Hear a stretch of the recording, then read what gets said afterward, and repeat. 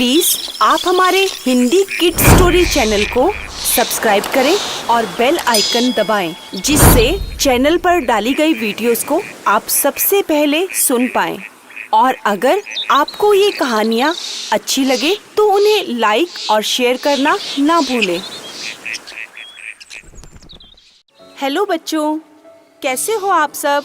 आज हम आपके लिए एक और नई कहानी लेके आए हैं जिसका शीर्षक है काम की खोज। मधईपुर एक छोटा सा गांव था, जिस गांव में काफी सारे लोग रहते थे, लेकिन बारिश ना पड़ने की वजह से सभी गांव वालों की फसल बर्बाद हो चुकी थी। अब वहां पर रोजगार के लिए कुछ भी नहीं बचा था और ना ही कोई उनका परिवार वगैरह चल पा रहा था। इसीलिए सभी गांव वालों ने उस गांव को छोड़कर कहीं और पलायन करने का सोचा। उसी गांव में एक मुस्तफा नाम का एक आदमी भी रहता था। उसके साथ उसका भी एक छोटा सा परिवार था। मुस्तफा भी बहुत परेशान था, क्योंकि ना तो अब घर पर कुछ खाने का बचा था और ना ही कोई उसके पास कामकाज था। मुस्तफा घर के बाहर बैठकर बहुत कुछ सोचा करता था। अब मैं क्या करूं? घर पर तो एक भी अन्न का दाना नहीं बचा, बच्चे भी भूखे हैं, पत्नी भी भूखी है और बाहर जो कुछ जानवर बंधे हैं उन्हें भी खाने को नहीं दे पा रहा हूं। क्या करूं? ऐसी विपदा आन पड़ी है कि कोई भी सुझाव नहीं मिल पा रहा। अब एक दिन मुस्तफा घर के बाहर ही बैठा था, तभी उसकी पत्नी बच्चों समेत आई और बोली, सुनिए, घर पर तो कुछ भी खाने का नहीं बचा, बच्चे भी खाने के लिए मांग रहे हैं। अब मैं उन्हें क्या खाने को दूं? मुस्तफा की पत्नी बहुत अधिक परेशान हो गई। हार कर उसने अपने पति से कहा कि तुम बाहर कामकाज ढूंढने के लिए क्यों नहीं जाते? कोई काम धंधा ढूंढोगे तभी तो हमें खाने को मिल पाएगा। यह सुनकर मुस्तफा भी परेशान हो गया। उसे लगा कह तो पत्नी ठीक ही रही है, लेकिन अब क्या करे? इस गांव में तो कोई काम मिलेगा नहीं, मुझे इस गांव से बाहर ही निकलना पड़ेगा।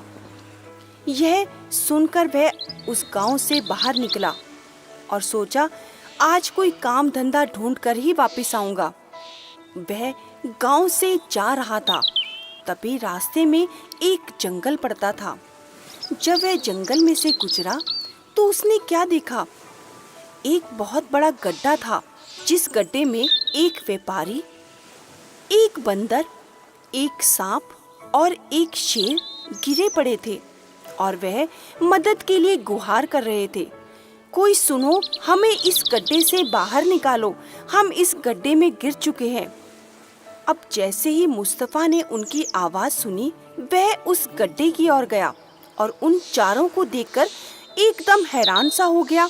अरे, यह चारों एक साथ इस गड्ढे में गिर गए। अब जब उन्होंने उसे पुकारा तो मुस्तफा ने भी उन्हें हाथ देकर बाहर निकाल दिया और उन चारों ने मुस्तफा से कहा कि हम तुम्हारी मदद अवश्य करेंगे। तुम्हें जब भी हमारी जरूरत पड़ेगी, इस उपकार का बदला हम जरूर चुकाएंगे।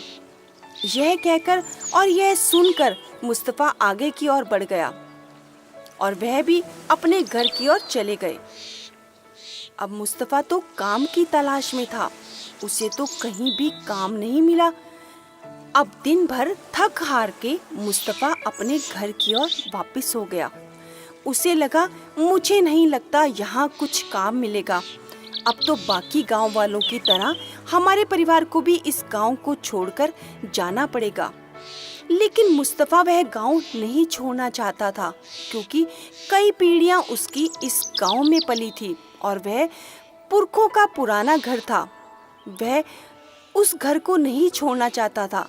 इसीलिए मुस्तफा ने सोचा, अगर उसे काम धंधा मिल जाता है तो वह इसी घर में ही रहता रहेगा। लेकिन मुस्तफा तो निराश होकर घर वापस जा रहा था। उसे कोई भी काम नहीं मिला और वह भूख से भी तड़प रहा था। उसे काफी जोरों से भूख भी लगी थी। तभी उसे किसी ने आवाज लगाई। जब उसने देखा, अरे, यह पेड़ पर पेड़ पर वही बंदर था जिसे उसने गड्ढे से बाहर निकाला था। उस बंदर ने मुस्तफा को कुछ अंगूर दिए और कहा, तुम दिन भर से भूखे हो, तुम यह खाकर अपना पेट भर लो। मुस्तफा थोड़ा हिचकिचाया। उसने वह उससे अंगूर नहीं लिए, लेकिन बंदर ने फिर से उससे कहा, देखो, घबराओ नहीं, तुम मुझसे यह अंगूर ले सकते हो, तुम इसे खाकर अपनी भूख प्यास मिटा सकते हो। मुस्तफा को तो वैसे ही भूख लगी थी। उसने वह अंगूर उस बंदर से ले लिए और उन्हें खा लिया और फिर अपने घर की ओर वापस लौटने लगा। तभी रास्ते में उसे वही शेर मिला। उस शेर ने भी मुस्तफा को आवाज लगाई और कहा, सुनो, जरा मेरी बात सुनो, मैं वही शेर हूँ जिसकी मदद तुमने की थी। अब इस मदद का उपकार मैं जरूर करूँगा। मेरे पास कुछ गहने जवाहरात हैं जो मेरी गुफा में पड़े हैं, तुम चाहो तो वह तुम रख सकते हो, तुम्हारे काम आ जाएंगे, मेरे तो वह किसी काम के नहीं है। अब मुस्तफा को उस शेर ने कुछ गहने और कुछ जेवरात दिए। उन सबको पोटली में बांधकर मुस्तफा घर की ओर निकल गया। उसे रास्ते में याद आया, यह सब कुछ ले जाकर मैं क्या करूँगा, कहाँ बेचूंगा इन्हें। फिर उसे याद आया, अरे, गड्ढे से बाहर तो मैंने एक व्यापारी को भी निकाला था। अगर यह सब कुछ मैं उस व्यापारी को बेच दूं, तो वह मुझे कुछ पैसे दे देगा और वही पैसे ले जाकर मैं घर पर कुछ खाने का सामान ले जाऊंगा। यह सोचकर मुस्तफा उस व्यापारी की ओर चल दिया। अब जब मुस्तफा व्यापारी के पास पहुंचा और उसने व्यापारी को वह गहने दिखाए और गहने दिखाकर मुस्तफा बोला, आप इन्हें खरीद लो और इसके बदले में मुझे कुछ पैसे दे दो।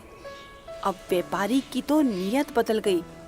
उसे समझ में आ गया कि यह गहने जवाहरात तो राजभवन की हैं, रानी जी की हैं। अगर मैं सारी बात जाकर राजा को बता दूंगा तो राजा इसके बदले में मुझे बहुत अच्छा इनाम देगा और मुझे इस मुस्तफा को पैसे भी नहीं देने पड़ेंगे। यह सोचकर वह मुस्तफा से बोला, अच्छा सुनो, तुम थोड़ी देर यहीं इंतजार करो, मैं तुम्हारे लिए पैसे लेकर आता हूँ। यह कहकर वह उसे वहीं छोड़कर राजमहल चला गया और राजा को सारी बात बताई। राजा ने दरबारियों को भेजा और सैनिकों को भेजकर मुस्तफा को गिरफ्तार करवा लिया। अब राजा ने तो मुस्तफा को जेल खाने में डाल दिया। यह क्या? मुस्तफा वहाँ परेशान हो गया। उसने कहा, मैंने इस व्यापारी की मदद की थी और इसने मेरे साथ ही धोखा किया। बंदर और शेर ने मेरे साथ कितना अच्छा व्यवहार किया, उन्होंने उस उपकार का बदला भी दिया मुझे, लेकिन यह व्यापारी तो एक नंबर का धोखेबाज निकला। इसने मुझे धोखा दिया। अब ये सारी बात मैं अगर राजा को भी बताता हूँ तो वह तो मेरी बात पर विश्वास भी नहीं करेगा, क्योंकि मैं इस गांव का नहीं हूँ, इस गांव में नया आया हूँ, इसीलिए कोई भी मेरी बात नहीं मानेगा। यह सोचकर मुस्तफा जेल में ही पड़ा रहा, लेकिन उसे अपने परिवार की चिंता सताए जा रही थी। फिर मुस्तफा सोचने लगा, काश अगर वह सांप मिल जाता तो वह भी मेरे मदद का उपकार चुका देता, हो सकता है वही मेरी मदद कर देता। अब जैसे ही मुस्तफा ने उस सांप को याद किया, यह क्या, उस जेल खाने में अचानक वह सांप प्रकट हो गया और मुस्तफा से बोला, तुमने मुझे दिल से याद किया था, इसीलिए मैं यहाँ आ गया हूँ। बोलो, तुम क्या चाहते हो? तुमने मेरी मदद की थी, इसके बदले मैं वह उपकार जरूर चुकाऊंगा। तुम बताओ, तुम्हें क्या चाहिए? अब मुस्तफा ने अपने आप बीती सारी बात उस सांप को बताया, देखो उस व्यापारी ने मेरे साथ कितना धोखा किया। अब उस सांप ने मुस्तफा को कहा, देखो मैं तुम्हें इस जेल से छुटकारा दिलवा सकता हूँ। मैं यहाँ की रानी को डस लूँगा और उसके बदले में तुम्हें राजा को यह कहना है कि बस इस रानी को तो तुम ही ठीक कर सकते हो और तुम मुझे याद करना, और रानी के ऊपर अपना हाथ जैसे ही फेरोगे रानी का जहर उतर जाएगा। यह कहकर वह सांप गायब हो गया। अगले दिन पूरे राज्य में यह बात फैल गई कि रानी को सांप ने डस लिया और सांप बहुत जहरीला था। अब राजा ने कई वैद्यों को बुलाया और अपनी रानी को उन्हें दिखाया, लेकिन कोई भी वैद्य उसकी रानी का इलाज नहीं कर पाया। तभी मुस्तफा ने सैनिकों को कहा, देखो, तुम मुझे थोड़ी देर के लिए जाने दो, क्योंकि तुम्हारी रानी को सिर्फ मैं ही ठीक कर सकता हूँ। यह सुनते ही सैनिकों ने सारी बात जाकर राजा को बताई। राजा ने कहा, ठीक है, तुम उसे छोड़ दो और राजमहल में ले आओ।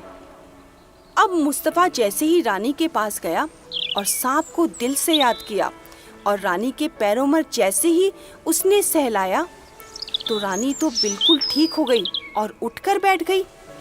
यह सब कुछ देखकर राजा खुश हो गया। जैसे ही मुस्तफा ने राजा को खुश देखा, मुस्तफा ने राजा से सारी बात बताई। कहा, महाराज, आपने मुझे बेकसूर पकड़ लिया। मैं तो बिल्कुल भी कसूरवार नहीं हूँ। व्यापारी ने मेरे साथ धोखा किया। महाराज, मैं एक गरीब व्यक्ति हूँ, बहुत गरीब, सिर्फ खाने की तलाश में और कुछ कामकाज की तलाश में निकला था, लेकिन उस व्यापारी ने चालाकी से मुझे फंसा दिया। अब जब राजा ने सारी बात सुनी तो उसे मुस्तफा पर बहुत अधिक दया आ गई। उसने कहा, तुम बिल्कुल भी चिंता मत करो, तुम्हारे खाने पीने का और तुम्हारे कामकाज का मैं इंतजाम करूंगा।